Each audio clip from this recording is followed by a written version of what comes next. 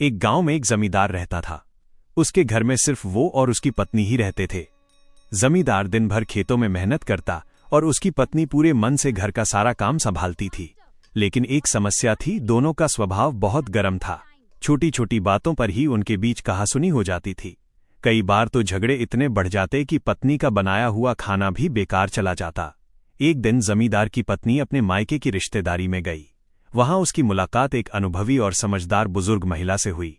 बातों बातों में जमींदार की पत्नी ने अपना दुख बांट दिया। उसने कहा, मेरे घरवाले बहुत चिड़चिड़े स्वभाव के हैं, जरा जरा सी बात पर लड़ने लगते हैं। इससे हमारे घर का सुकून खत्म हो गया है।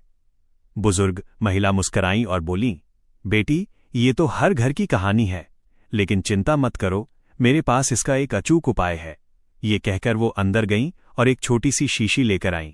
उन्होंने कहा, जब भी तुम्हारा पति तुमसे झगड़ा करे, इस दवा को अपने मुंह में रख लेना। देखना, तुम्हारे पति अपने आप शांत हो जाएंगे। जमींदार की पत्नी को ये बात कुछ अजीब लगी, लेकिन उसने शीशी रख ली। घर लौटकर उसने इस दवा की परीक्षा शुरू कर दी। जब भी जमींदार गुस्से में उससे झगड़ने लगता, वो चुपचाप उस शीशी का पानी मुंह में रख लेती। वो कुछ नहीं बोलती, बस शांत रहती।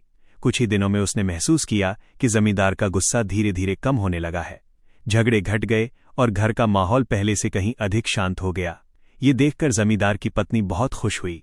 वो तुरंत उस बुजुर्ग महिला के पास गई और बोली, माँ, आपकी दवा तो सच में कमाल की है।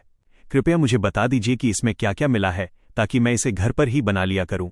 बुजुर्ग महिला मुस्कराई और बोली, बेटी, उस शीशी में शुद्ध पानी के अलावा कुछ भी नहीं था। असली दवा तो तुम्हारी चुप्पी थी।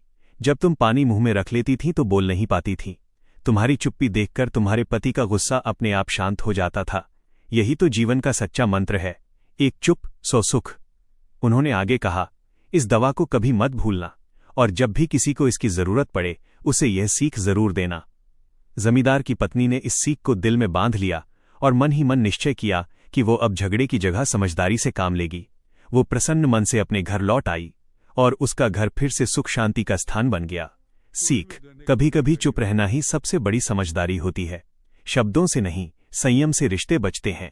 अगर आपको ये कहानी पसंद आई हो तो कृपया लाइक करें, सब्सक्राइब करें, फॉलो करें और अपनी राय कमेंट में जरूर बताएं। आपका एक लाइक हमें और ऐसी प्रेरक कहानियां लाने की प्रेरणा देता है।